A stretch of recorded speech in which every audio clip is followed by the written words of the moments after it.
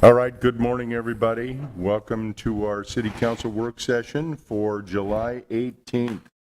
We're going to jump right in, get started. Our first item on the agenda today is the DART update. Then we're going to get a little WRA industrial surcharge changes, and then the Southeast Des Moines levy. I'm going to turn it over to the manager.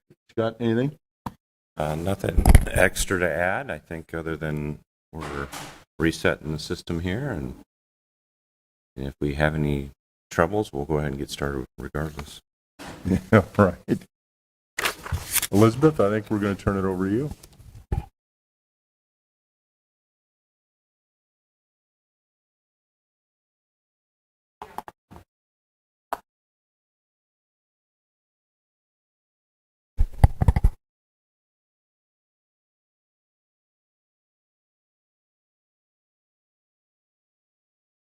That's exactly correct.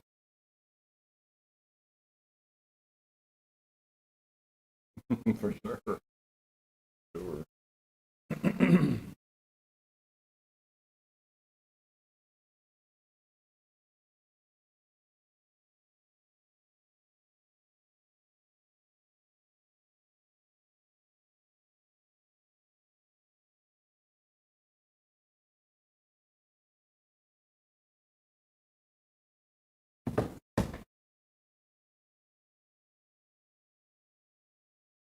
How about just do it from there?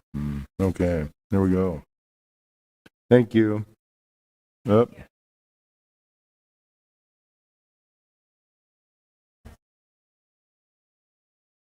Today and give you an update on some projects that we have going on at DART, as well as a bus shelter and benches update as well. So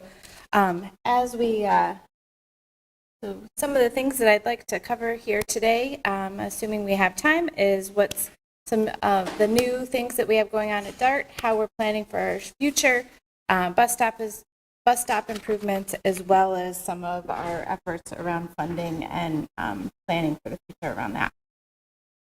So first, want to just emphasize our appreciation for the opportunity to really collaborate with the City of Des Moines. I think a lot of the things that we have going on at DART really align with a lot of the city's priorities and planning that you have been doing. So we've appreciate the opportunity to participate in your Plan DSM and your climate action planning, as well as streetscape projects, your Vision Zero planning, and then just the collaboration with you and your staff as it relates to our transit optimization study and other transportation initiatives in the region. Some of the things that we've also been working on at DART is thinking about how we introduce technology into our services. So we did launch a mobility on-demand service in Ankeny that replaced the on-call there. And so now you can use an app and call a vehicle in real time. That has been really successful. We've seen about a 300% increase in ridership since that was deployed in November. And we are looking for opportunities to potentially deploy that type of service here within the City of Des Moines and other parts of the metro. We've also installed our first art shelter over the last year, and Luis will talk a little bit more about that here in a few minutes. We've also been working on our partnerships with other stakeholders in the community. So we did advance a partnership with our unlimited access program with Deer Ridge Apartments and Conlin Properties. And we've also been working really closely with Newberry Properties and a variety of their residential developments, and really appreciate Councilmember Mandelbaum's promotion of that program as we've worked with those developers in the community. Elizabeth, you dispatch this small vehicle here or a car? What are you dispatching when they call on their app? So it's all mobile or real-time dispatching. So basically, they get a call on What type of vehicle is it, I guess? It's one of the smaller buses. We Okay. do have some even smaller vehicles on order, and we hope to get those by the end of the year. That will Like be used minivans or something like a that? little bit bigger than a minivan, but it is low floor so that we can have level boarding with the wheelchairs. Perfect. Thank you. Yep. Just for the council's benefit, because I think we have this information, the DART Commission, how many passengers per hour are we having at the with the Ankeny On Demand, which I think is pretty successful, and then maybe compare that to like one of the more regular routes, just from a comparison perspective? Yeah, so that service carries about 2.5 to 3 passengers an hour, just given that it's in a zone and it spends a lot of time moving around.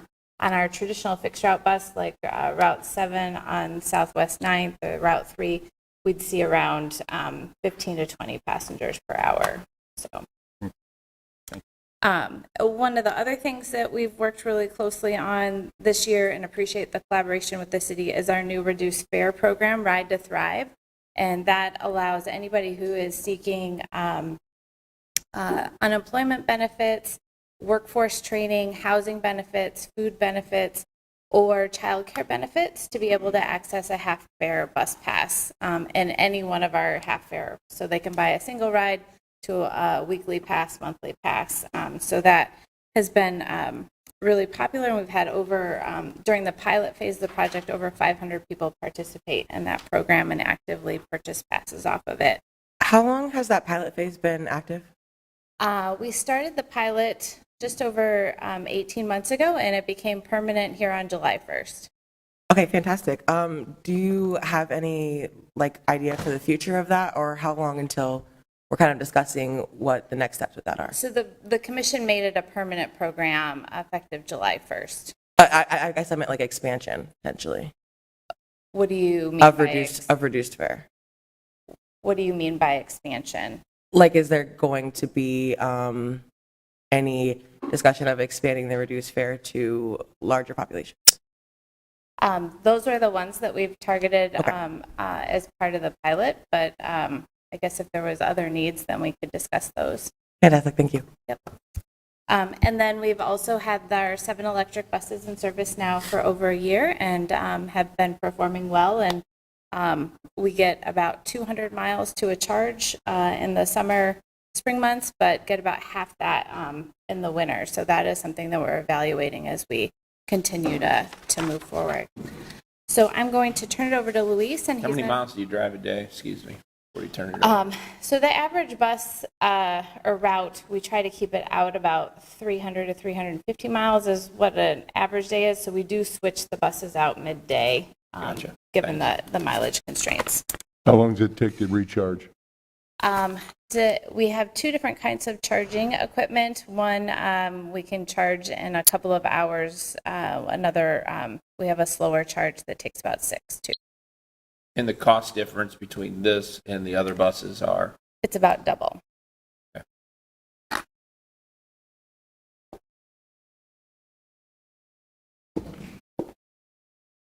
Good morning.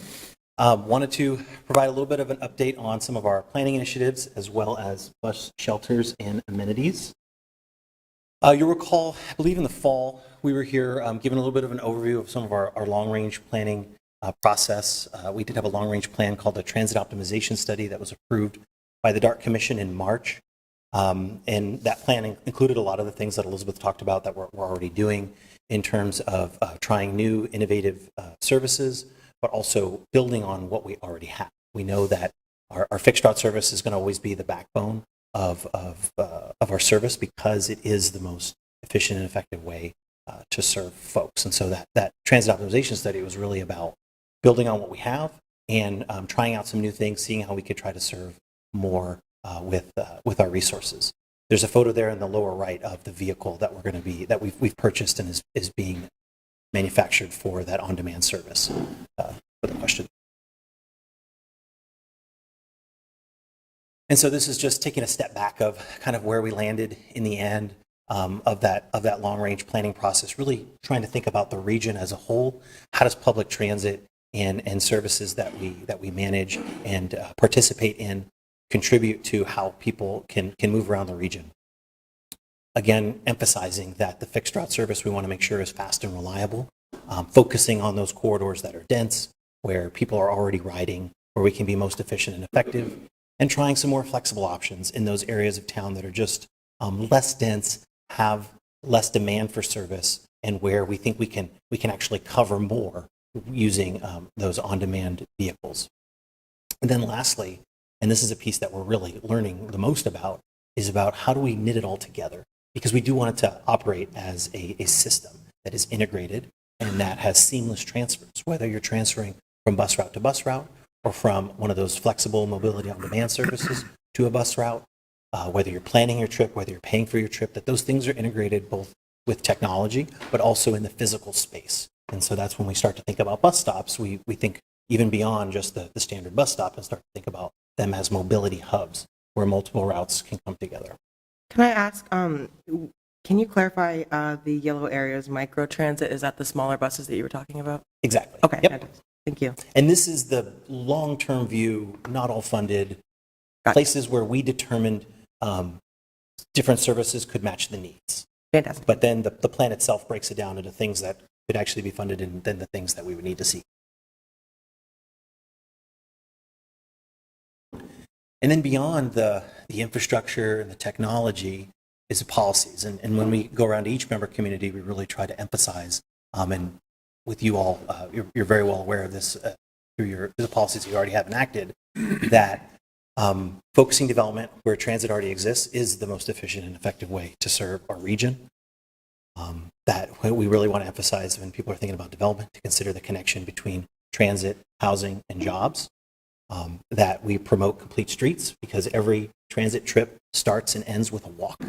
And so we want to think about those pedestrian connections, bicycle connections, conditions waiting at bus stops. And then lastly, that we're drawing the connection between the role that public transit plays in our region and really everywhere to promoting equity and providing access to opportunity for our residents.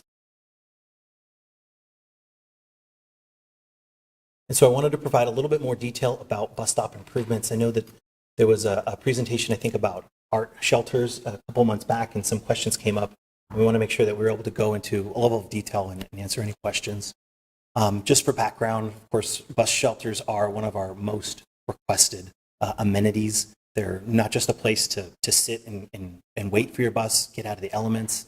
There's lighting inside. Often there's a trash can. They're ADA accessible. I mean, this is our highest quality amenity that we have outside of Dart Central Station. Sorry. How often do you get requests for not just a bus shelter, but like a paved stop? It varies. I don't know that it's once a week even, but it's more like, so when I say it's the most requested, it's when we do our surveys and we say, if we want to prioritize our resources, you want more frequent routes, you want bus stops, a lot of the bus shelters and bus stops improvements rise to the top. Okay, so improvements in general. Yes. Okay. Yes. Luis, the one in front of Park Avenue School on Southwest 9th, any plans of repairing it? I know we've had multiple vandalism problems, but... Yes, and I think that one has been repaired once, and it might have been re-vandalized, and so it's a matter of supply and getting the glass out there. But yes, as soon as they get broken, we order the glass, and then sometimes it takes days, sometimes it takes weeks, and it's been broke for a while. Yeah, it definitely been ordered. Okay. And working on it. Yeah. But anyway, yeah. So just a symbol of our commitment to serving our customers and serving the region.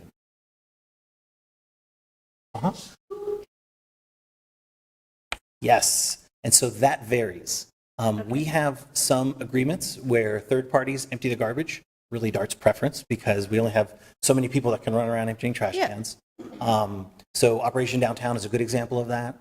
Many of the bus shelters, when we do them like at Grandview, then we have an agreement with Grandview that Grandview is going to empty the trash or Drake's going to empty the trash.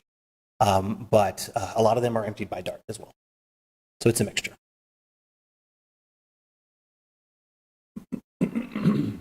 This is an overview of the shelters throughout the region. So we do have 56 shelters that are currently operating.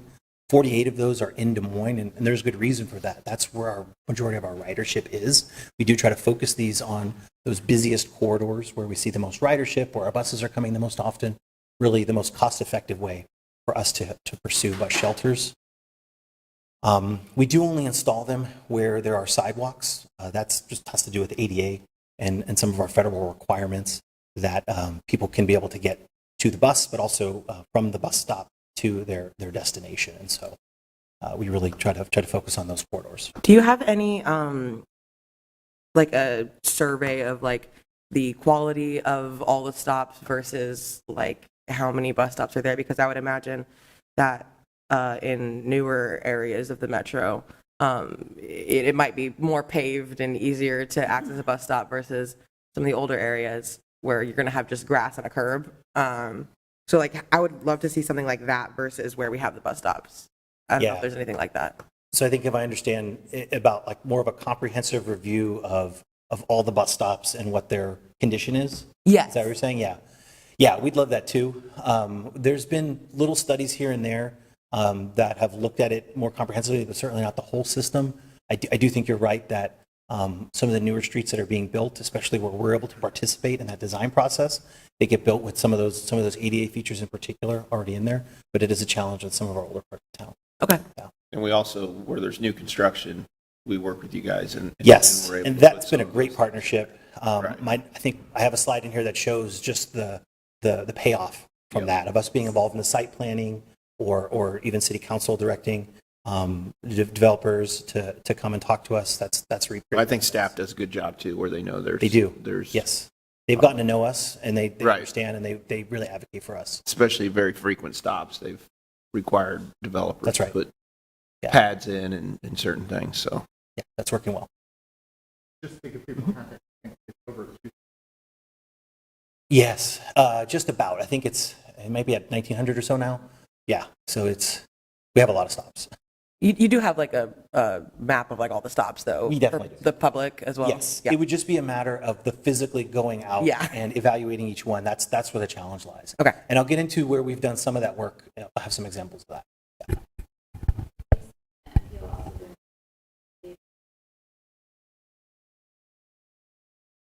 Thank you for that. Yeah, so the MPO is redoing their long-range plan, and as part of that, there's a pedestrian element, and part of that is looking at sidewalks where they exist and where they don't exist region-wide. And so that's a big piece of it, is just where there's sidewalks and where there's not, and then the ADA accessibility, lighting, all the other things. So Luis, and remembering the Tomorrow Plan, how is the MPO updating that? Because that was going to be the regional plan that looked at all the things that we talked about, the corridors, the nodes, the housing, affordable workforce housing, and to put those on corridors and near them where we could get public transportation. How are we doing with that in the region?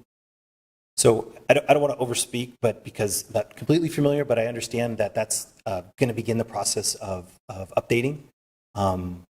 It's just time. I think it's every 5 years or so. They're in their process of updating that. But overall, I mean, I think it's been being implemented. I think you see it a lot in more cohesive plans that come out of each of the member communities. They have something that they can point to and have similar themes out of.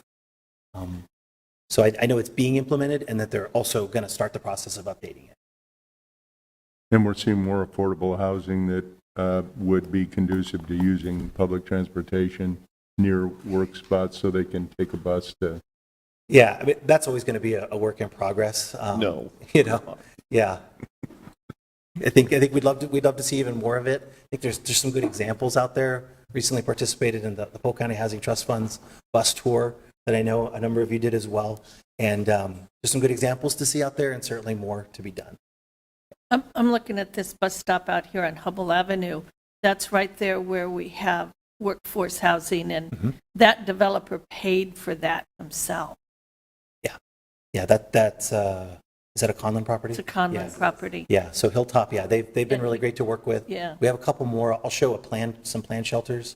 We have more planned shelters out in that area as well, because we definitely acknowledge that there's significant development that's gone on there, good partnerships. We want to leverage that. Yeah. This is just a little bit more acknowledging the partnership with the city and with developers and how those 48 shelters in Des Moines, a little bit of a closer view. It's the same locations that were shown before, but this breaks it out a little bit between those shelters that we've been able to coordinate with city improvements. So if you look at 6th Avenue, Ingersoll, University, these corridors where the city has invested quite heavily, partnered closely with DART on the design and the location of those bus stops, and we're really seeing it pay off with more shelters. And then, of course, the development coordination as well, whether it's a major development or even a minor site plans. We monitor those on a weekly basis, communicate with staff, and they really help to advocate for us with the development community to get the improvements that we want to see.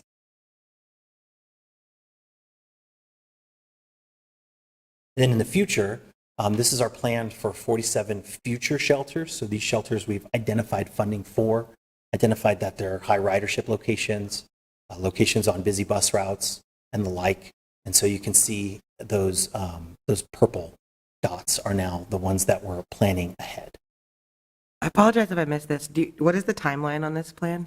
This is about a 3-year plan. And I say about because sometimes our funding fluctuates a little bit, or a lot of times we're waiting for development projects so that they can pour the concrete and then we can come in with the shelter.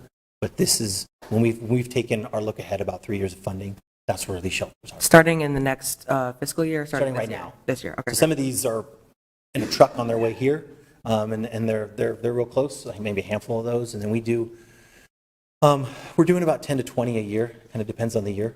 Cool. Yeah.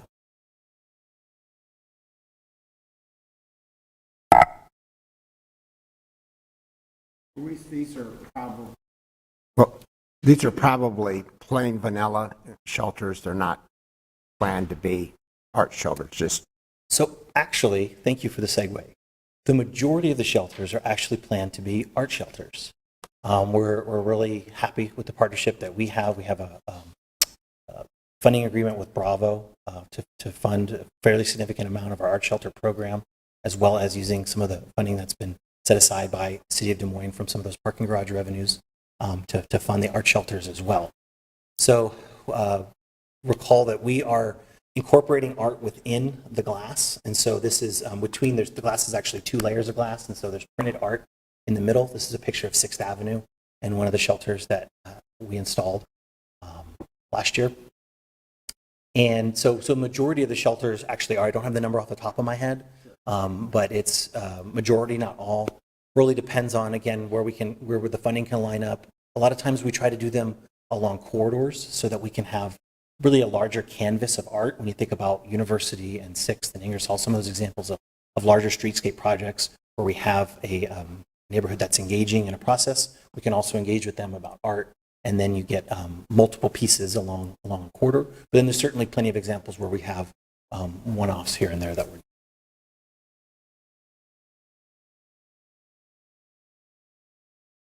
And this is just a little bit more detail on those art shelter projects. So the ones that have been done are on University in front of Drake, as well as along 6th Avenue as part of the streetscape project there. There's more planned for both of those locations. Also been working with the avenues to incorporate art shelters along with the Ingersoll improvements. Along on 42nd Street, working with those neighbors in the Roosevelt Cultural District. There's 2 shelters on the way from there. So those are all ones that art has been selected. You all have approved it, and they're in the process or installed. I mentioned some more that are on the way under development, Drake, and working with the East Village. The art hasn't been developed for those. Those are just ones where we're working with them to develop the art. And then lots of other locations that we've identified and are under development.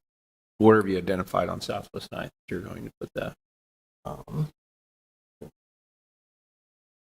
So off the top of my head, I believe all or most of the ones that are planned, those 3, you're probably better with the geography than I am without all the streets labeled, is that, I'm not going to try to guess because I'll get it wrong.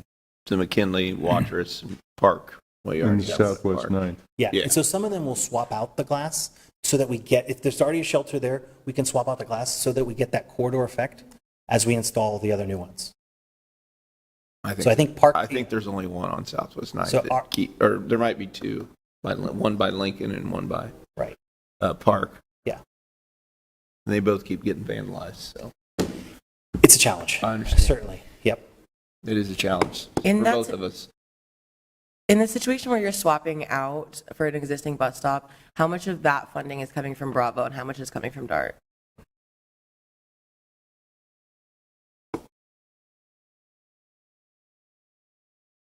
Well, it varies because the costs for them vary. So I'll give an example.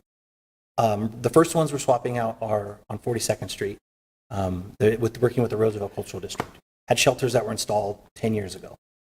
Well, it turns out when we want to swap out the glass, the sides of the shelter, it's not so easy. So we have to replace the sides of the shelter. So sometimes it's really as simple as the $6,000 of art class, and that one, Bravo pays. But in the case of the Roosevelt, we had to use DART funding to replace some of the structural elements of a little bit of an older shelter. And so Bravo's still doing the $6,000, but as a percentage of the total improvement, they're not funding the total improvement. If that makes sense. Yeah, and that's the only example I have so far, because we haven't done the swap out in other places yet. Okay, thank you.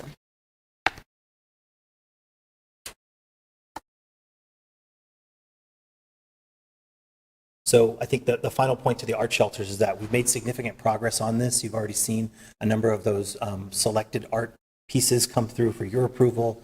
About 70% of the locations we've identified have been initiated, so that's either been approved or even just there's a committee formed of art experts and neighborhood stakeholders who are reviewing art, and so they'll continue to come through the pipeline.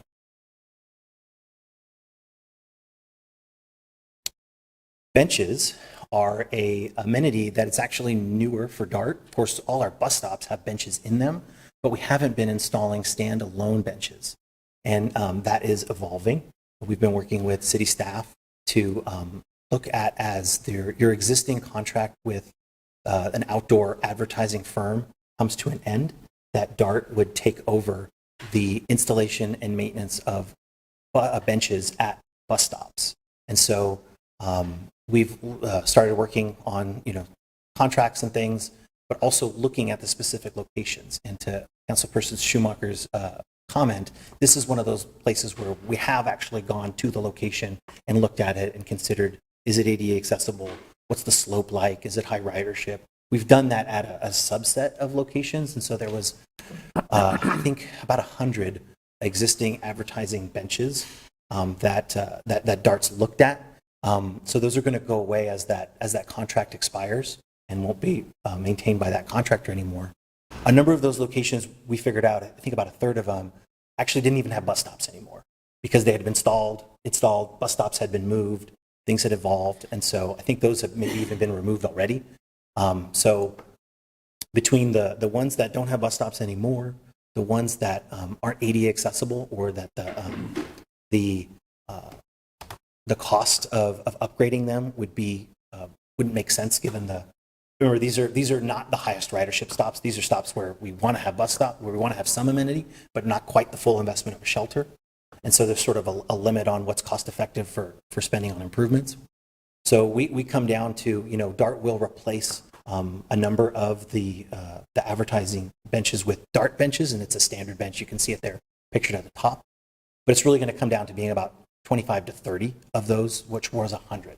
And so we acknowledge that that's a decrease. That can be seen as a decrease in the public amenity, but it really comes down to the difference between the standard that DART is upheld to, and that's the full ADA standard, and that a lot of these benches that are out there, there's no sidewalk that leads to it. There's no safe place for somebody to cross, or it's just in the grass. There's not even a really much of a walkway. And so as DART looks at taking it over, we want to make sure that we bring it up to the amenity that we would hold ourselves to. And so that's going to limit how we can do that. We have 10 benches that we've ordered and that we've identified the locations, going to install them this year. And then we'll work on beyond that as we evaluate each one. Beyond that just pure replacement, though, we want to install more benches in more places. We're realizing that, some places make a lot of sense to do the full investment of a shelter, especially when it can be a community asset like a art shelter. But there's also places where, some really basic ADA upgrades and a much more cost-effective bench is the right improvement. And so we'll be installing them not just at these replacement locations, but at additional locations that make sense. So I have a question. I just want to make sure I'm clear. I'm glad that we're doing away with the advertising because I think it's ugly and people put graffiti on there and draw mustaches on faces. And, I'm just glad to see that go. But are you saying that when that contract ends, those bus benches will go away, and right now you're replacing them with 10? Yes. So we're taking out, we'll be removing how many to replace with 10? So My understanding is that I think like the 30 or so benches that Pam, we've been working closely with Pam on this. A number So of them we're have gonna- already been removed, I think. Yeah. So we take out 30, put in 10, Take out 100. take out Well, take 100. out There's about 68 in 68 place are right out. now. Okay, Some of them have already been 68. There's 68 in place right now. We would plan to remove those, or tell the contractor to remove those when his contract ends the end of September. And then DART would replace them as their program allows, based on the ridership and the criteria set Okay. for. So we're taking out 68, replacing with 10 to begin with. Mm-hmm.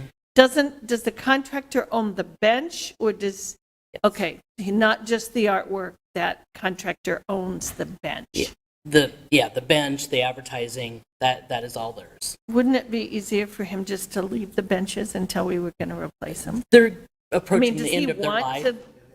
They're you know, approaching the end of what- their life. It's a liability for the city. They're better off going away. Okay. Okay. And I some just of them, thought- I mean, some of them are in off locations, like Louise mentioned, that Yeah. aren't even bus stops anymore. I Yep. get that totally. Yeah. But In I'm fact, just thinking that if there's some, wouldn't it be better to have something there than nothing? the- And even if the contract ends, I mean, if the contractor wants to remove it, fine, but I don't see a lot of urgency to have him remove. Only from the standpoint of it's their property and their contract's ending, so that's why they would be asked to remove it from city right away. There's, of the 68 benches, approximately half of those aren't even bus stops. So, I mean, they're just Okay. sitting out there. So there's really only 38. Yeah. Snow removal. And then it's the city that has to come back and clean it up later if we just leave them, because the contract will be over. Okay. Because if they walk away, then they're the ones doing the snow removal.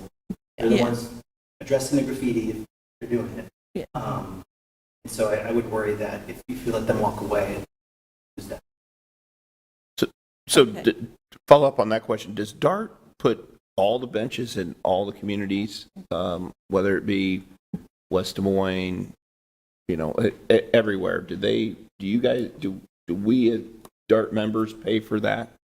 Or does communities really pay for that? There's very few that I can think of where DART has installed a bench. Usually it's the community that's doing it. Okay. Most communities don't have as busy of bus stops. So like a lot of times it's more, so Valley West Mall is a good example where it's a really busy bus stop. We have a full shelter there. There's less bus stops that meet the kind of criteria of benches. And it just hasn't been in our program. We've been focusing on those highest. You're not paying for it, is my question. So like on Mill Civic, West Des Moines. Those are West Des Moines West Des benches. Moines are paying for all Correct. those, the black ones. Yes. Everywhere in West Des Moines, the black ones and the garbage cans are paid for by West Des Moines. As far as I know, yeah. At the Marriott. Yeah, I think we have the trash can at the Marriott. Yeah. Okay, thanks. Is this a picture of like the actual bench, or is this an example? You have a few pictures here. Yes, thank you. So the top bench is the bench that we've ordered.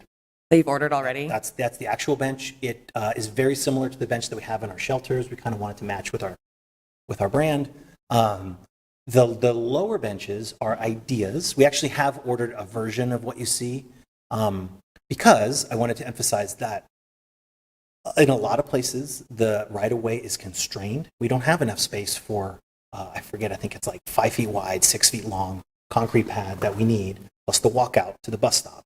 There's some places where the sidewalk's narrow, where there's limited space, and we've actually seen some examples like this, which is really an enhanced bus stop sign pole that has a leaning post, a resting post on it.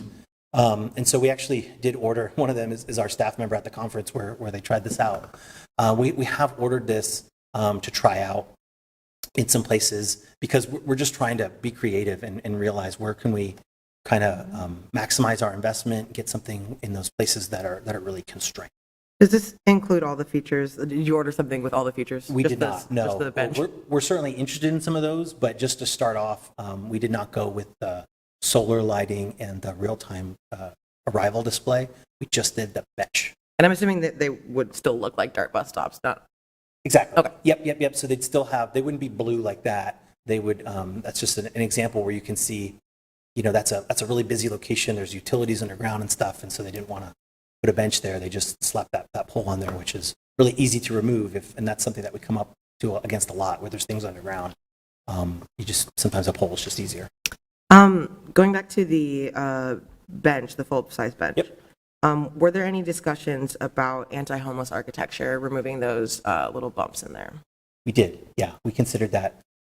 So there's various opinions about whether to have stanchions in the middle of benches in general that are in the public right-of-way, because it either appears to or does appear to focus on unsheltered folks, and that we're saying like they're not welcome here because they might sleep on the bench. Very aware of that. I think for us, it was a matter of thinking about how do we make sure that these benches are used for their intended purpose, and that we want to make sure that people feel safe and welcome. Everybody feels safe and welcome at our benches and our bus stops and shelters rather. And so it was important for us that they do feel. We look at visibility, we look at lighting, and we think about trying to make sure that, unfortunately, make sure people aren't laying on them. But we did consider it. Okay, thank you. Mm-hmm.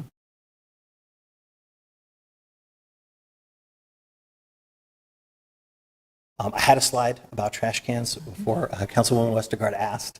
But as I said, we install we install trash cans at some locations, really based on the need. A lot of times it comes from complaints where you see trash piling up, and then we say, okay, let's work to figure out a solution here. Sometimes it's a DART trash can, sometimes it's not. Back to those site plan agreements, a lot of times we're asking, especially if it's like a convenience store or gas station, that they include a trash can in with that, and that I think helps out a lot, because sometimes you can kind of think about trash as it's an indicator of economic activity. A lot of times people just had a snack, they had a drink, and now they're going to get on the bus, and you can't bring your snack and your drink on the bus. And so if there's not a place for them to throw it away, they leave it. It's not ideal. So, the more we can get these trash cans installed, especially as part of some of those convenience store locations, the better. This is an example of operation downtown that they actually empty that trash can there. I don't remember whether they installed a specific can or not, or whether that was us. I'm just aware of one that on a stretch, and it is always overflowing. And I know years ago I had a conversation with Jonathan about these, and it was, I think, part of the Schmid was emptying it, but then we discovered that really wasn't in the Schmid district, so they shouldn't have been emptying it. And then the property owners, the business owners in front of it said, well, we're not going to empty it. And I know it's still an issue. Yeah. And they're, we have staff who run around emptying the trash cans, some of them 2+ times a week. It really just depends on how full they get. So if it's a trash can, if there's any trash can, let us know and we can look at it. We have a list of what's maintained by DART, what's maintained by somebody else. And if we need to increase the amount of times that we empty it, we can. I think we're really limited in how many additional trash cans we can do, just because of our limited capacity to run around emptying them. Because the more we do, then we either need to buy more trucks and hire more people, or just we can't get around to the ones we have as often. Maybe conveniently, Jonathan could answer this question, if I could put you on the spot. What would there be a possibility of a partnership with the city to empty trash cans, or would that be outside of our capacity?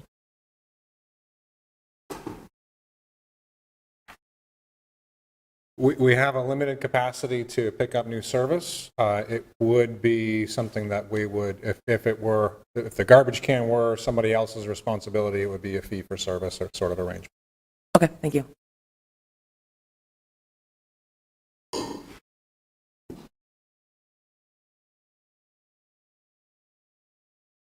So beyond trash, beyond a place to sit, we think a lot about how the bus stops are maintained.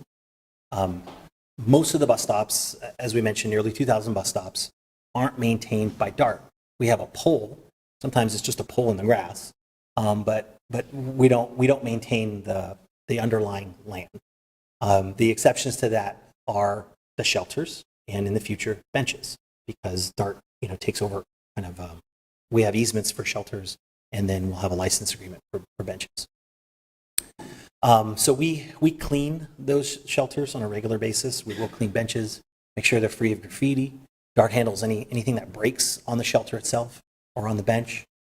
We also make sure that they're ADA accessible. So that has to do with not just when it's installed, but also that throughout the seasons. So when we think about snow removal is actually an ADA concern. And so because we're required to maintain ADA at our facilities, consider shelters and benches to be our facilities, then we'll maintain the snow at those locations. And as I mentioned, trash removal at some locations. But unfortunately, the vast majority of other locations, we don't. We don't have the capacity to do it, but we also just don't have the kind of the responsibility as we see it. And unfortunately, it's not really clear in a lot of cases who does. If we think about those sign in the grass type of bus stops, nobody's required to remove snow from the grass. In fact, the grass is actually where the snow is stored. When the plows move it off the road, it serves that function. And so we coach our drivers and try to educate our operators to kind of try to work around that, to move down to the corner where there's a curb ramp that's hopefully been cleared, or a driveway or something where somebody can get through. We totally acknowledge that it's difficult in the wintertime. We actually, this past winter, we made an effort to try to just at least do some more education around this. We worked with some of the larger stakeholders like Operation Downtown, DMPS, where they kind of have lots of bus stops in their control, and they have professional crews that are out there clearing snow. They say, hey, look, we know you're clearing the sidewalk. You could also clear this piece here that leads out to the bus stop and where the bus is pulling up. That would really help us. Some mixed, results of that initially, but that's an effort that we'll continue to do, each winter, just to try to leverage some of that existing activity that's going on to focus specifically on the clearing of the bus stops. You said that you do that with kind of like the larger property owners. Have you had any program where, I don't even know if you know all the addresses that line up with bus stops, but where you're sending out to homeowners or smaller businesses that have a bus stop and saying like, hi, could you please clear while you're clearing your snow? We consider that. The administration of that would be difficult because we don't list them as addresses, we list them as like intersections. Yeah. So we know the intersections of our bus stops, but not like that it correlates. So it's not like an automated thing. We'd have to manually kind of query that. And then also, it's a request. It's not required. I think that there was some media coverage of this. Each winter we get some media coverage of it, and our response is to try to encourage people who are paying attention to that to help us out and clear it. And I think we actually did have some good examples of residents kind of taking it in their own hands and doing some neighborhood snow clearing. In that case, Yep. It was also like a political advocacy piece where they were asking for the city or someone to take over that clearing because there was not capacity for residents to be doing it. Exactly. And so that's where, when I think about the administrative burden of DART trying to ask people to do it, if we know that, neighbors asking neighbors isn't necessarily doesn't turn into a long-term sustainable thing, that they want to have, professionals or the government or whoever do it, it's difficult for DART to be in that position to try to be that champion on the 2,000 bus stop scale. Mm-hmm. So we focus on those higher ridership stops, which tend to be in commercial corridors that have a SHMID or a major institution like I listed that can do that. So we have some effort. We try to focus it on those busiest places. But yeah. Okay.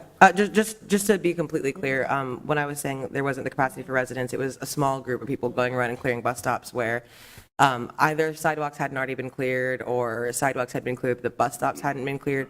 So when I'm speaking about DART asking, homeowners who have a bus stop in front of them, it would be more widespread where someone is clearing their sidewalk and would be able to do it. I don't know if there would be a system for that, of maybe even just putting a sign on the bus stop saying, hi, please clear me, or something like that while people are doing their sidewalks. But that's why I brought that up and clarifying that there wasn't capacity for the group that was clearing to do the 2,000 bus stops, as you're exactly. saying. Yes. Yeah. I think they're all good ideas. And as you can imagine, each season we take a step back and evaluate what we're doing and how we do it. And so we'll continue to think about how we can get that word out. Fantastic. Thank you. Thank you. When it's 90 plus, it's hard to think about snow, but it'll be here before we know it. Sorry, folks. Just some more next steps on shelters, benches, bus stops in general.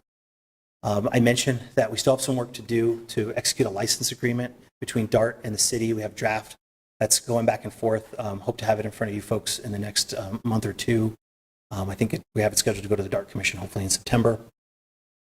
We'll continue to coordinate those bus stop improvements with city streetscape projects, private development, because we've had those great opportunities to do. Continue to work with neighborhood leaders and the Public Art Foundation to develop art that can be incorporated into those bus shelters. And then, of course, continuing to pursue funding opportunities to fund all of this, hopefully do more.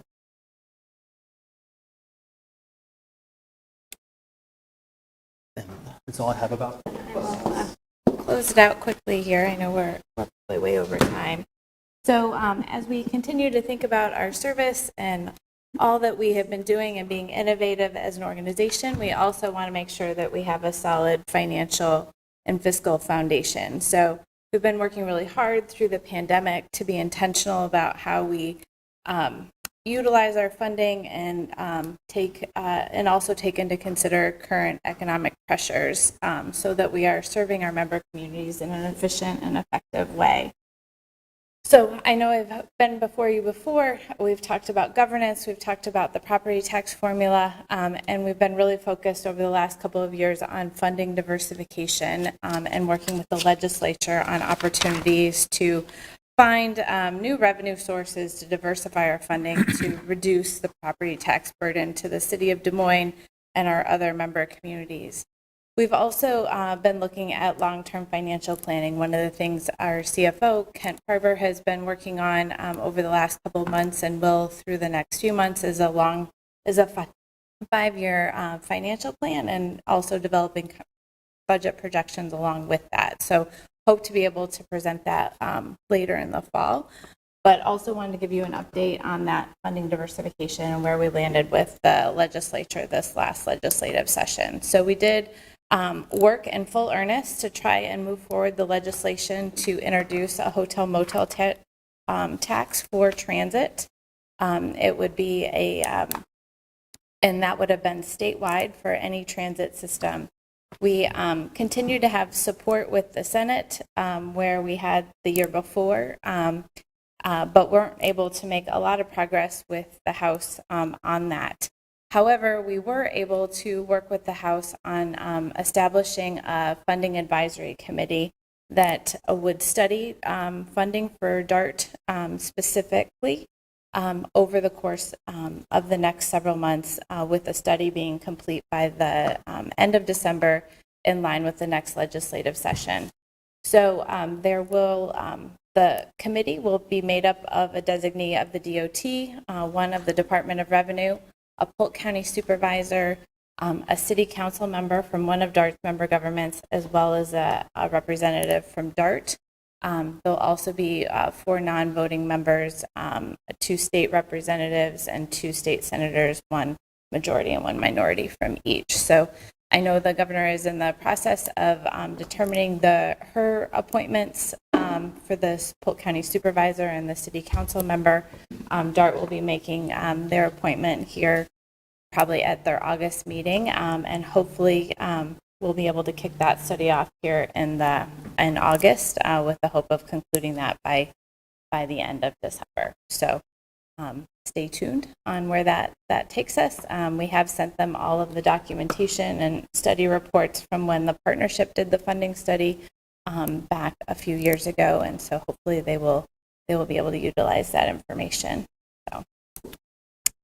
I had a question just about funding in general. Uh-huh. Have you seen any effect of rising gas prices or inflation in general for DART? We have seen an uptick in ridership. We also had a $1 fare promotion in the months of April, May, and June, which also helped to contribute to that as well and remind people that we're here, particularly since so many work patterns have changed since the pandemic. I guess that is fantastic to hear, and I do remember the $1 fare. I guess I was wondering if the cost had increased for you as well.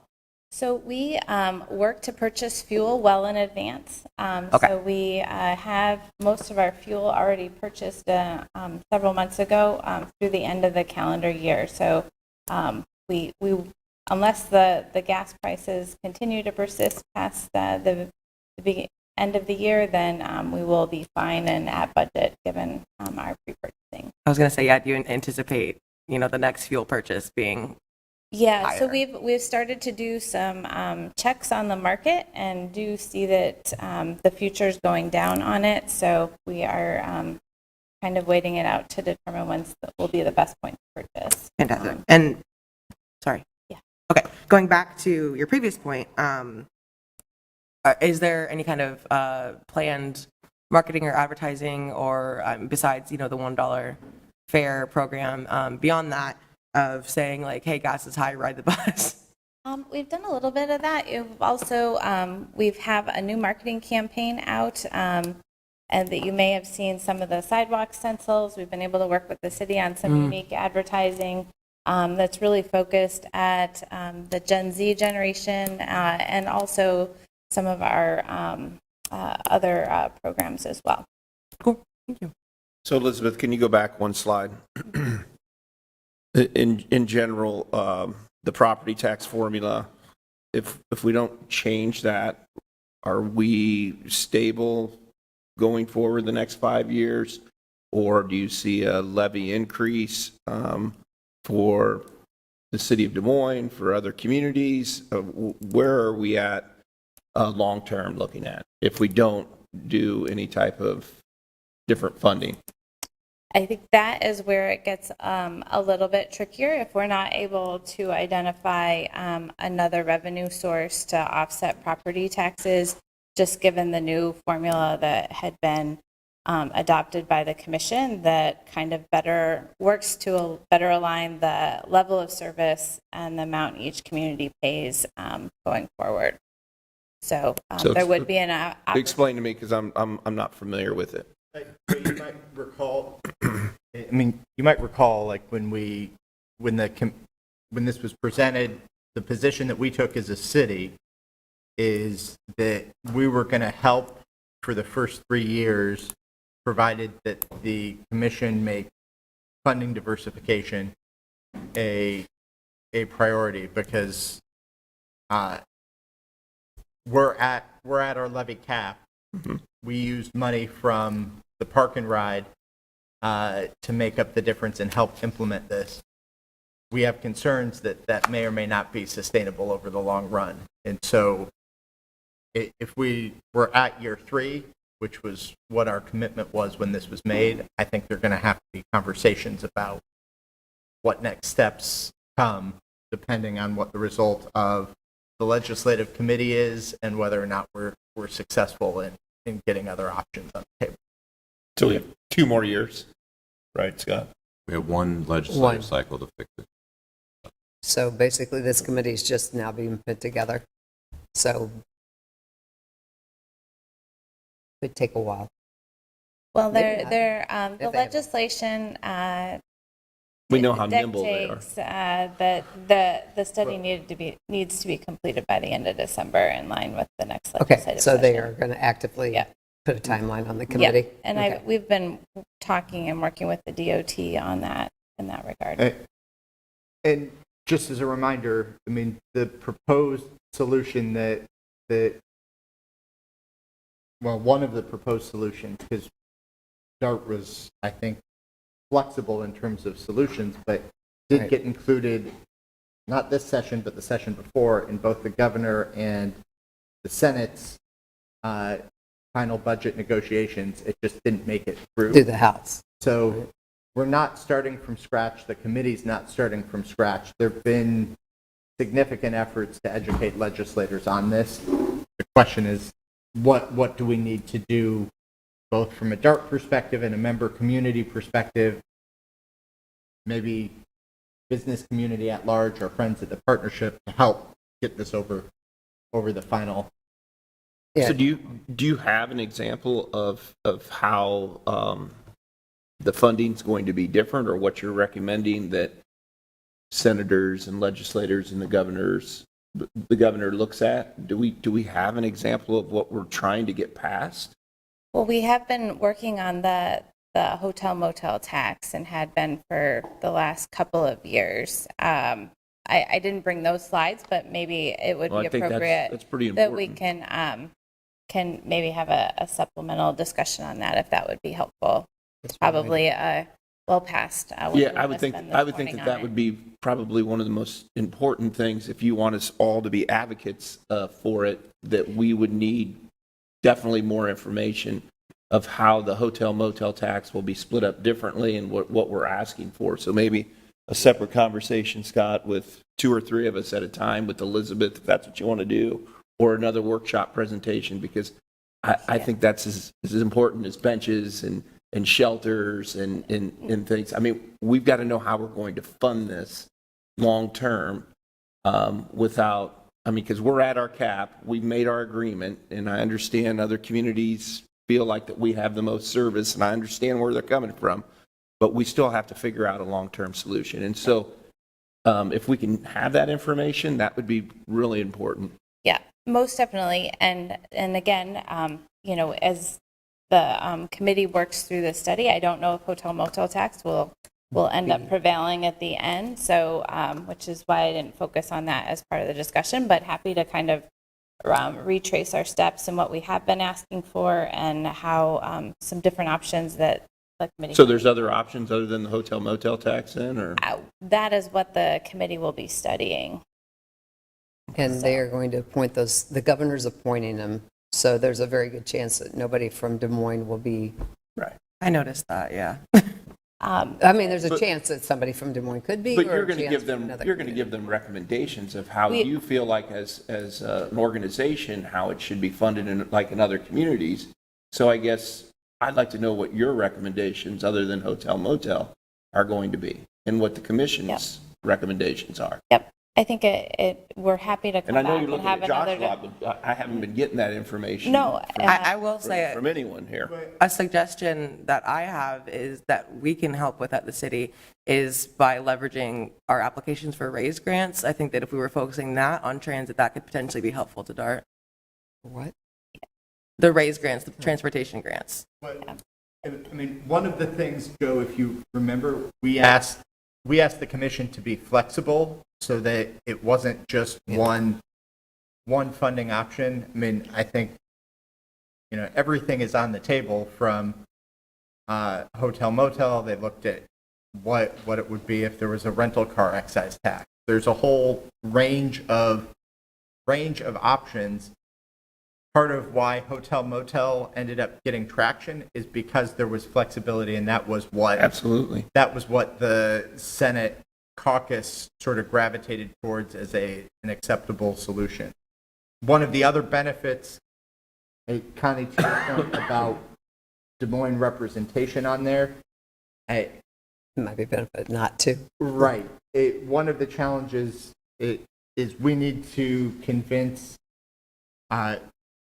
whatever the House caucus looks like in the Senate caucus. I mean, we need to keep them engaged and invested, but we need to convince that caucus, and there might be, at least in the past, the persuadable folks and the folks in the Republican caucus are not the members from Des Moines. And so it has actually been nice to have Somebody the from the Johnston outside. and Yeah. the Ankeny reps actually up there advocating, and that is part of it.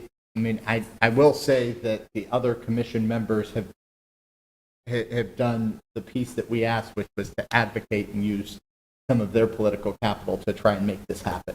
Because it's not going to happen if it is just Des Moines advocating for it. Right. No, because this is a regional entity. So Just be helpful to know the information if you want us to advocate I'd for be it. So that'd be great. happy to circle back. Yeah, on maybe that. I can get it from however you Scott. want to do that. So. One quick follow-up. You earlier mentioned at a question what the differential was in the cost between the electric buses and the usual. I believe you said it's double.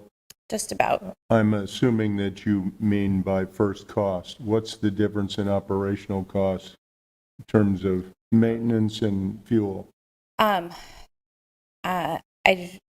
do not have those numbers right off the top of my head. I can get those for you. It's my understanding from other people around the country that are doing it, that the cost of the maintenance and the fuel for electric is far less than it is for the other. I Yes, just we wanna are make sure everybody understands that. experiencing less.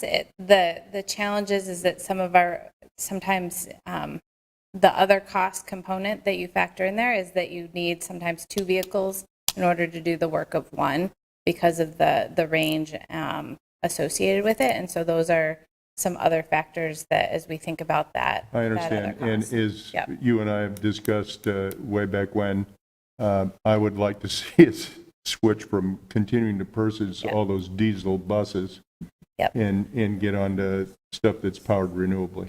Yeah, and one of That's the all. things we've been looking at is also hydrogen fuel cell, because you do get the extended range. They're pretty much an electric bus with just the hydrogen is a range extender associated with it, except there Yep, is no. it's some new technology, and I've heard no- about that too. I appreciate it. Yep. Thank you. Anything else? I had on that topic, on that topic, I was wondering, is the life cycle of the bus about the same for electric and diesel? Okay. And then, sorry, I'm a little distracted, sorry. Going off of that, when we're talking about needing 2 buses to do the job of one, is that something that's going to be taken care of with future improvements in how electric vehicles are run? Or additionally, is that something where a different system, like say like a trolley bus system, where like there is electric on the line that buses could come on and off of, would extend that service time? Yeah, and part of the reason why we're doing the pilot with the electric buses is to understand kind of what the capability is, what the operational impacts are. So we're still working through some of that as to whether, electric here in the short term is the right thing to continue with, or whether we look at some other technologies as we plan for the future. Okay. Do we have any kind of outlook on the future of electric buses? Like, are they kind of improving in that sort of capacity, or do we not know yet? Yeah, you'll see a lot of improvements in batteries, which allow more life. The challenge that we have in our environment is just the differential that you get in range from the summer to the winter, and how to compensate for that. Gotcha. Thank you. All right. Thank you. All right, let's move right ahead to the WRA industrial surcharge changes. Good morning. Scott? Good Mayor morning. and council members. My name is Scott Hutchins. I'm the WRA Director and Assistant Public Works Director. I have Larry Harris with me here. He's the treatment manager. And this is thank you, Lauren. This is kind of a two-pronged presentation talking about the industrial surcharge and how that relates into our ordinance changes. It's been a long time since we've updated our rates that pretty much pertain to the industrial folks that have sewage come to our treatment plant. It's been over 20 years since we've updated this, and for various reasons. This is before my tenure, and the reason they wanted to do that or waited so long is there was a lot of changes out at the treatment plant, so we wanted to incorporate everything. So what this does is it takes what it costs for us to run the treatment plant and then divvies it up to amongst the industrial plant or the industrial users that contribute to our treatment plant, because it costs more to those heavy loads that come to our treatment plant. It's more for them it costs more for us to treat that waste. So I have a short presentation here that I'll go through. Oops.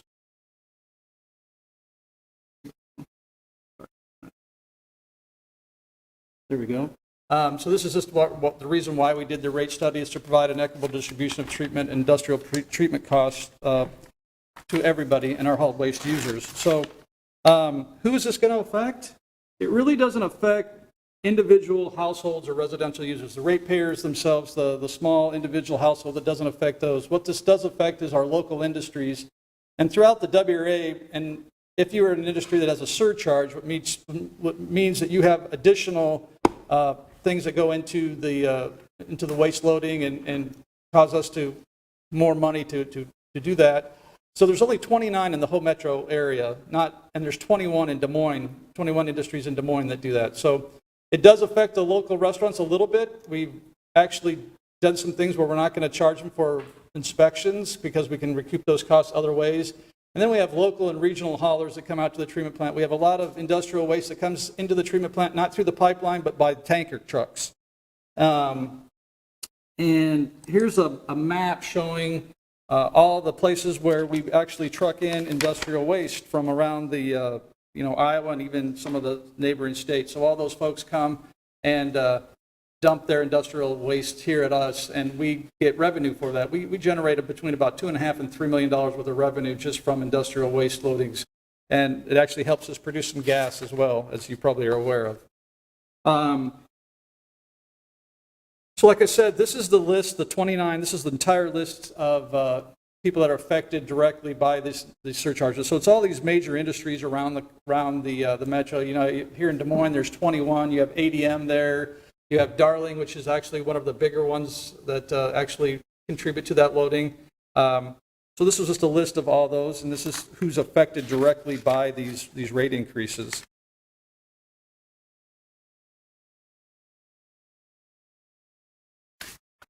And to show you here, this is BOD, that's biochemical oxygen demand. TSS is total suspended solids. TKN is nitrogen, and O&G is oil and grease. So these are the current rates. The current rates there on the left, and the right side is what we propose. But we're going to do a gradual increase over 3 years. We're not going to just increase them all at once. And so this next is a typical industry, and this is kind of like what Darling would do. So this is just showing what the new rates and the old rates, how much it's going to increase them. But what has happened, that looks significant, and it is, but in the past, the cost to run the treatment plant has been the cost to run the treatment plant, so these folks really haven't been paying their fair share for a while until we got this rate study done. So this shifts some of the cost to run the treatment plant to the people that are actually increasing those costs, so that's what this is doing. It's actually getting it more equitable for everybody that uses the treatment plant. The people that use the treatment plant the most and have the most loading, they should pay their fair share, and that's what this is doing over the years. Like I said, it's been 20 years, almost 20 years since we've increased these rates on the industrial surcharging. So this is just showing how we're going to slowly increase the rates. We're going to step it in on October 1st.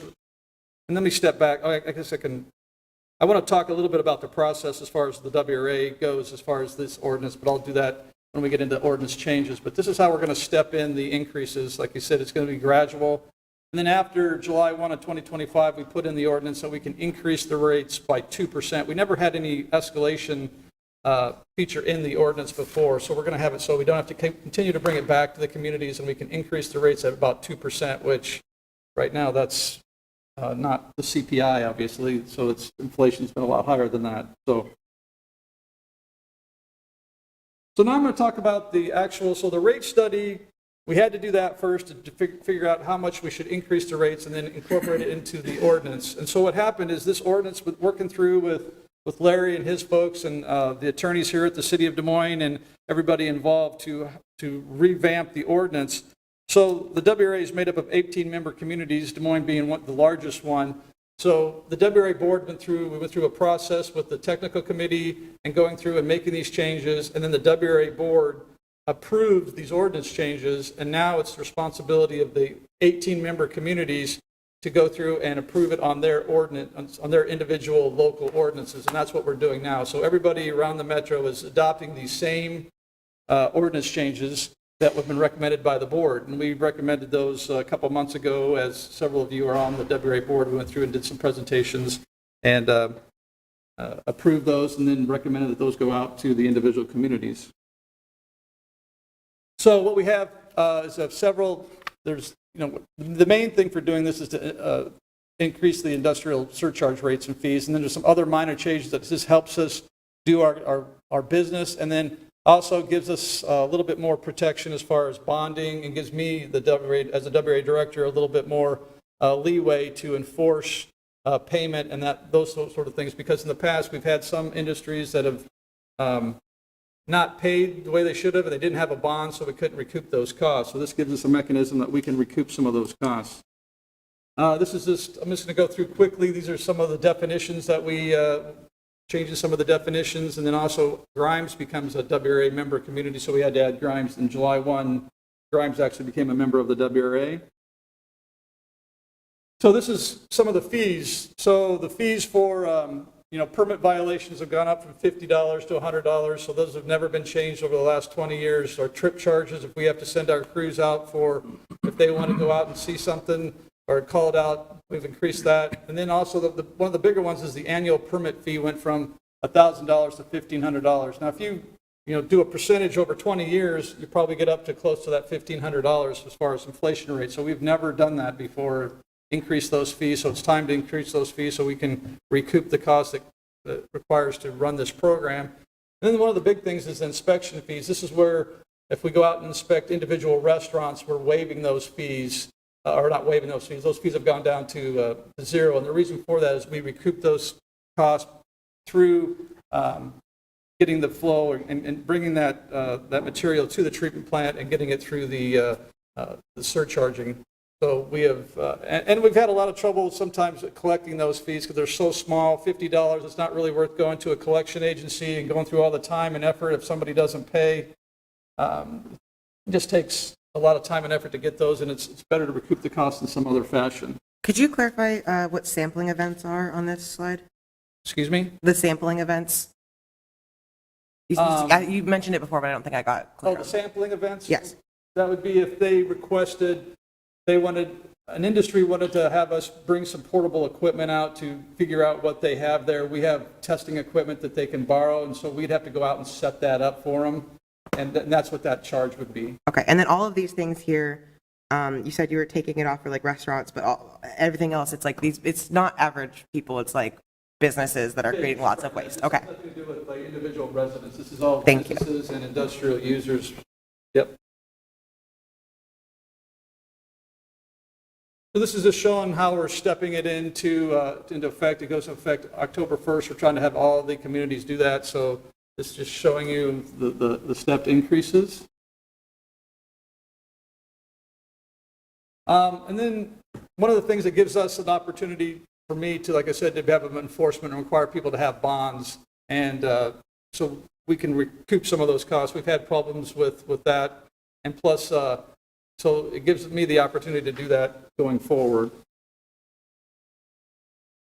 And one of the things we stopped doing is if you're a restaurant owner, you could actually, out of the 2,200 restaurants around the metro, 33 of them had where they could clean their own grease traps, and we've had trouble with people doing that because you become certified, but people come and go, and so now we're requiring that they actually have to have an outside vendor come in and do it because of the 33 out of 2,200 were the ones still doing it, but we still had people that were only about 18 were licensed. You had to be licensed by the WRA to do that, and it just became a real mess, and they weren't trained properly, so we required them then now to have an outside vendor come up and do those, so that's a good thing. And then here's the bonding. Before we didn't require a large bond for some of these people that would bring tens of thousands of dollars worth of hauled waste to our facility, and if they went defunct or couldn't pay or something like that, there was no mechanism to go back, and we had to do a civil penalties and try to go back through the court system to get that, and it became a real challenge for us. So now we're requiring, based on your monthly treatment fees, we're requiring you to have a bond so we can somehow recoup those costs if they default on payment. Can I ask, it might be going backward a little bit, but the surcharges, how do you determine pound of pollutant? Is it just you do regular testing so then you know who to surcharge? Yeah, it's just regular testing through their... Fantastic, thank you. Yep. And that's all I had. This is going to be on the council agenda tonight, and we're requesting that they waive the second and third reading. Like I said, this has all gone through the WRA board and been vetted, and Joe's been, and Linda and the mayor has been involved in this as well through the WRA. So, and everybody else, I think we might be the first one, Des Moines might be one of the first ones, but everybody else is queuing this up in their communities to get it approved quickly so we can have it all done by October 1st so we can start applying these. But Scott, just to appreciate you bringing it forward. I think this has been a long time coming, so thank you for making these changes. And no problem. Obviously needs to be done. I mean, waiting that long to do something like that. Yeah. So thank you. You're welcome. Thank you. Thanks, Scott. Yeah. Sorry, one additional question. Maybe Joe would answer this, or maybe you would be able to answer this, but was it considered, you were talking about the increase in 2%, was it considered to make that dependent on inflation rates and increasing by the inflation rate, or was it just discussed at 2%? We didn't actually go by the inflation rate. We just put it at 2%. It was, it was zero. It's something we might be able to look back on as things go. And when we were putting it together, inflation wasn't going crazy like it is now. 2 or 3 was pretty much the average. But now that it's going, it might be something we'll have to look at in the future. Fantastic. This is stepped up for the next 3 years, and we'll be good for at least 3 years. And maybe things will calm down by then. Who knows? Who knows? Thank you. All right. Thank you. Let's get going on the Southeast Levy. I see a young lady back there that's moving forward that knows something about this.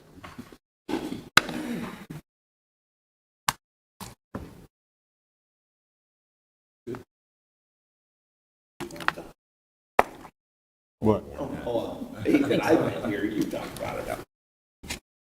Good morning, Council and Mayor. Pam Cooks, the Assistant City Manager, bringing an item that has been on our agenda and our legislative priorities for the last 30 years, so primarily the last 5 to 10, but it's been out there for 30 years. In 1987, there was an agreement with the Corps of Engineers to relocate the levee along the wastewater treatment facility.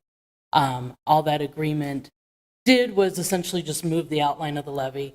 For whatever reason, the transactions associated with that and that agreement never were followed through, I guess is the best way to explain it. And as that, the Corps was actually saying that levee did not exist. So by working with staff, legal, public works, WRA, engineering, and a lot of different Corps staff, as well as the city manager's office to work with the congressional delegation, the easiest fix, and the mayor, of course, yes. Yeah. The easiest fix was a legislative fix. So the congressional delegation can request drafting services from the Corps of Engineers. So that's what we worked on with Senator Ernst's office. Through that process, we were able to get legislation drafted that essentially transfers a portion of the federal levy to be part of the city of Des Moines levy. And that's pretty much the simplest way to explain it. The estimated cost for the work to do that with the real estate transactions and all will be less than $100,000. The city needs to pay the Corps of Engineers to accomplish that work. Here's the graphic that shows the levy limits. The portion circled in yellow will change from a federal levy to a city of Des Moines levy. Which encompasses WRAs. Yes, the WRA will be the owner, and the city of Des Moines has the easement for the levy. Right. I might have just missed this. It might have gone over my head. What does SEDM stand for? Southeast Des Moines. Great, thank you. Yep, it's the Corps of Engineers levy. Yep. Here's the graphic showing the actual property that has the easements on it for either flowage or levee or whatever it may be. The linear part of it will basically transfer to the city as part of the levee, and it's an easement. The WRA actually owns the land and was transferred to the WRA in early 2000s. The portion that covers part of the plant, that's a flowage easement that we've been trying to get the Corps of Engineers to release for years. It just hasn't happened. Through this transaction, it will happen, so there'll no longer be anything on record giving them the right to flood that area. Yeah. At the beginning, when this levee was relocated, the city of Des Moines was required as part of that transaction to continue maintenance, the routine daily maintenance of the levee through delineation of work and all. Part of that work is done by WRA staff because of the proximity to the plant, obviously. The proposal would be to continue those obligations at the same rate that they've been occurring. We'll need to formalize that into an agreement to satisfy the Corps that it's a city responsibility, but it's actually being accomplished by the adjacent property owner, which is the WRA. The city is overall responsible for the levee. The levee, if there were a catastrophic failure or some type of event, we would be eligible for the PL 8499 program, where the federal government helps fund that replacement or that repair. And all the routine maintenance will be put in an agreement with the WRA in the city. When does this? It actually has to pass the Congress first, so it's, no, I'm sorry, I kind of skipped over that. The the legislation, the exact language was put in both the House and the Senate versions of WRDA. It was passed by the House. It's under consideration at the Senate. That has not been voted on yet. When that gets finalized, they'll go to conference. The language is exactly the same, so there will be no issue for us. And we're hoping by the end of the year. And at that point, the Corps can begin working on this. The next steps for us are agreements with the Corps, which, that. So this is far from. It's not done, but now it's down to accomplishing the transactions. And we're confident that the Senate is going. Absolutely, to pass. yes. Okay. Yes, we're confident in the language, we're confident in this approach. We're just waiting for WRDA to get through, and there's probably some controversial items. This one isn't one of them. Okay. Is it grouped with others, though? No. Okay. Nope, it's That's good. standalone. Standalone. So our next step, as soon as it passes and gets signed by the president, we'll have an MOU or an MOA between the city and the Corps in order to document responsibilities. That's accomplishing the surveys and the real estate documents to make these transactions go through. The other part of it will be getting a partnership agreement with the Corps that just changes the limits of what the DM1 is. That one will be pretty simple. It's just making sure we have all the assurances in place for that section that will now be the cities. And then the final one will be documenting what's already occurring between the city and WRA for routine maintenance. And hopefully that will end the Good job. 35-year drama. Yeah, great job, Pam. You Well, were it was just like- definitely a group effort. We've been working on this a lot. Yeah. Yeah, I think several of your DC trips included special. The mayor had us at the Pentagon one year that we were meeting with the colonel, didn't we? In multiple years that we've gone on the yeah, partnership trip. This has different always been one of the priorities. And so they it'd work be on it a nice- few months and it drops. I Yep. mean, it was always a. And they'd always give us the same answer that yes, it was getting taken care of, and then next year we'd be out doing How the many same thing. generals did we have in Des Moines? General colonels, I mean, Yeah. it was I've crazy. only worked with 7, so it's not. Yeah, so, And they all promised to get this done. well, hopefully this will fix it. So, Council, Mayor, and Pam, the reason for these changes is so that we can make the improvements that are necessary to the levy system. And that levy system, as you've heard many a times, is dependent on every segment doing what it needs to do. And so having this in place over the next 6 to 9 months allows us to move forward with our CIP that late in the calendar year next year, we can start to talk about more and more of these segments and how they'll be improved and what that time. But didn't we get state funding years back to fix these 111. levies? Yeah, Yes. right. Well, Okay, but so it comes out of sales tax, right? So Yeah, Metro-wide, it comes out of our sales tax, but that is a portion only.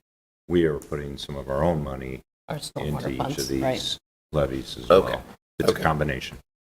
do we know the total cost to fix them all?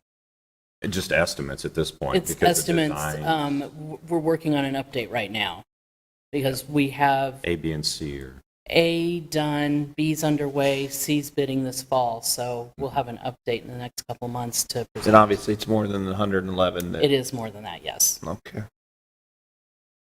And no chance of going back to the state and asking them for additional funding?